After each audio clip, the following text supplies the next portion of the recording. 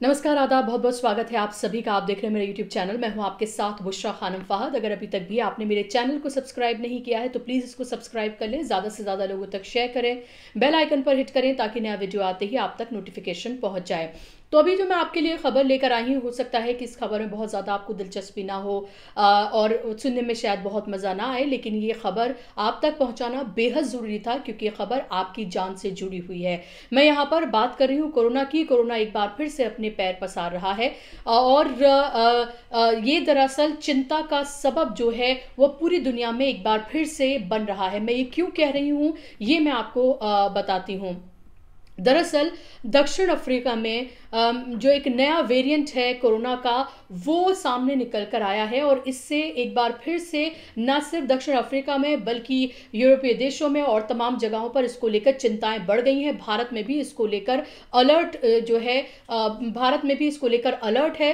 Corona virus ने भारत ही नहीं दुनिया भर में एक बार फिर से जो है इसको लेकर चिंताएं बढ़ा दी हैं। उसकी बड़ी वजह यूरोप में अनियंत्रित हुआ कोरोना संक्रमण नहीं बल्कि दक्षिण अफ्रीका में पाया जाने वाला एक नया वेरिएंट है। इस वेरिएंट के बारे में जो शुरुआती आकलन है वो कितने खतरनाक है इसका अंदाजा इसी बात से लगाया जा सकता है कि WHO ने इसको लेकर इमरजेंसी मीटिंग जो है वो इसको लेकर बुलाई है और ब्रिटेन ने दक्षिण अफ्रीका की अपनी सारी उड़ानों को रद्द कर दिया है।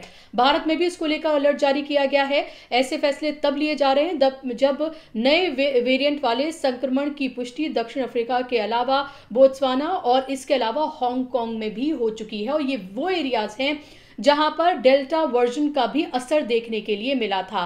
जब पहली बार कोरोना आया था तो कोरोना के वेरिएंट्स नहीं थे, लेकिन जब वो म्यूटेट होकर अलग अलग उसने अपनी शक्ल इख्तियार की तो उसके नए नए वेरिएंट्स जो है वो सामने निकल कर आए। उन वेरिएंट्स को अलग अलग नाम जो है वो दिए गए। जब दूसरी कोरोना की वेव आई थी हिंदुस्तान में तो जो दूसरा वेव के दौरान जो हमने वेरिएंट देखा था वो डेल्टा वेरिएंट था, जिसको आपको पता है कि वो कितना खतरनाक था और किस तरह से वो फैला था। शायद ही कोई घर ऐसा हो जहां पर हमने ये ना सुना हो कि इसने किसी अपने को खोया है या कोई पॉजिटिव हुआ है या फिर किसी को ऑक्सीजन के लिए मारे मारे ना फिरे हो अस्पतालों में बेड्स के लिए या दवाइयों के लिए, कोई ही शायद ऐसा घर हो। और फिर हमने देखा कि किस तरह से लोग सड़कों पर मरे, अस्पतालों में मरे, घरों पर मरे क्योंकि ऑक्सीजन और दवाइयां तक उनके लिए मुहैया नहीं थी। वो आपको याद होगा प्रयागराज के तट पर किस तरह से हमने गंगा में तैरती हुई लाशें और प्रयागराज के तट पर दबी हुई हमने वो लाशें देखी थी। आपको वो याद रखना चाहिए सब कुछ,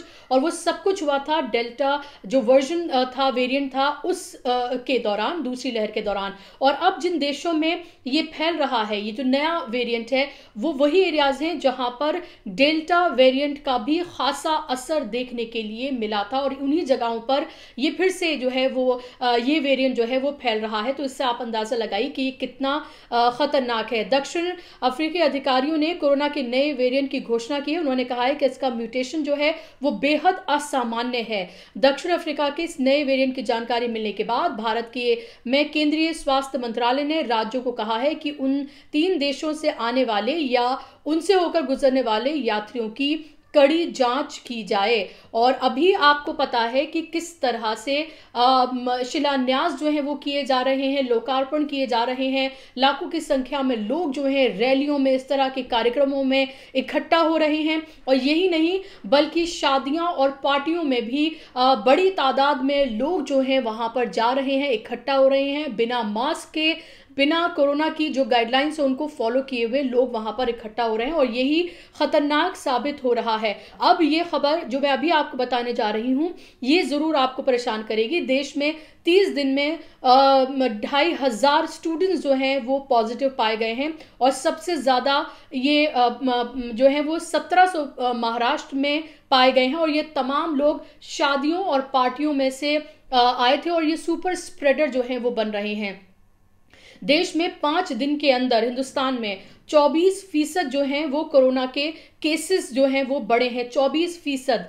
आप अंदाजा लगाइए सिर्फ 5 दिन के अंदर, और किस तरह से लगातार बढ़ रहे हैं। देश में कोरोना का संक्रमण फिर से चिंताजनक हालात जो है वो पैदा कर रहा है। 10 बड़े राज्यों में पिछले 30 दिन में 2400 स्टूडेंट जो हैं वो संक्रमित हुए हैं। इनमें से सबसे ज्यादा महाराष्ट्र में, और इसके अलावा और कई राज्य हैं जिसमें ये फैल रहा है ये कोरोना, और स्टूडेंट जो है पॉजिटिव हुए हैं। और इसमें से ज्यादातर लोग वो हैं जो शादी पार्टी में या तो खुद शामिल हुए थे या उनके परिवार के लोग जो हैं इसी तरह के कार्यक्रम से होकर लौटे थे। अब आप सोचें, शादी और पार्टी में कितने लोग इकट्ठा होते हैं, और जो अभी जो 7 राज्यों में चुनाव होने जा रहे हैं, खासतौर पर उत्तर प्रदेश का मैं यहां पर जिक्र करूंगी, आप अंदाजा लगाइए वहां पर कितनी बड़ी तादाद में लोग इकट्ठा रैलियों में अभी भी हो रहे हैं, और आगे जैसे जैसे टाइम नजदीक आएगा कितनी बड़ी तादाद में लोग उन रैलियों में इकट्ठा होंगे। और यही हमारे जो नेता हैं ये तमाम लोगों से आह्वान करेंगे ज्यादा से ज्यादा तादाद में उन रैलियों में आने के लिए।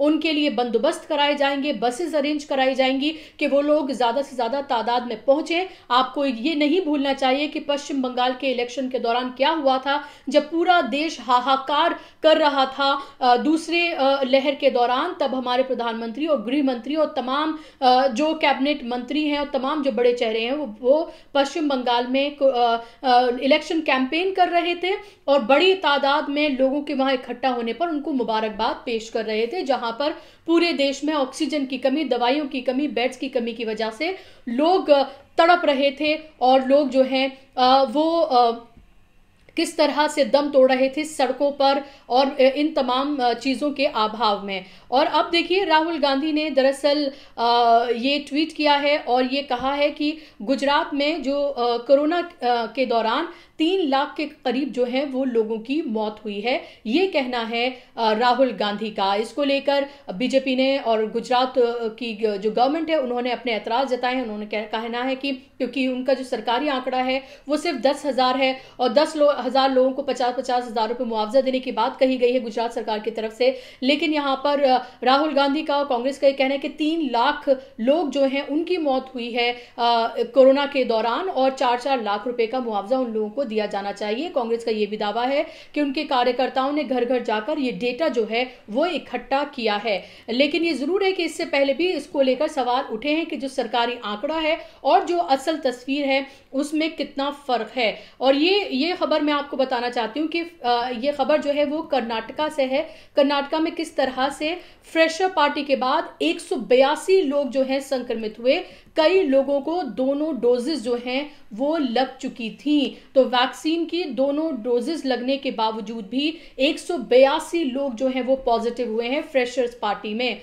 और इससे आप ये अंदाजा लगाइए कि अगर आपने वैक्सीन की दोनों डोजेस ले ली हैं उसके बावजूद भी आप कोई कोरोना से बचने का कोई सर्टिफिकेट आपको नहीं मिल गया है। ये जरूर है कि अगर आपने वैक्सीन लगवा ली है, दोनों डोजेस अगर आपने ले ली हैं, तो उससे ये फायदा आपको हो सकता है कि आपको अस्पताल जाने की नौबत ना आए। वो आपको इस तरह से बचा सकता है और आपको इस तरह से सेव कर सकता है, क्योंकि आपकी इम्यूनिटी जो है वो इससे बढ़ जाती है जो वैक्सीनेशन आप लेते हैं। लेकिन ये कोई 100% कोई प्रूव नहीं है, ना इसको लेकर कभी दावा किया गया है कि आपने अगर वैक्सीनेशन ले ली है तो आप पूरी तरीके से सुरक्षित हैं। आपको एहतियात तब भी बरतनी है, मास्क फिर भी लगाना है, आपको कोरोना की जो गाइडलाइंस हैं वो तमाम आपको फॉलो करनी है।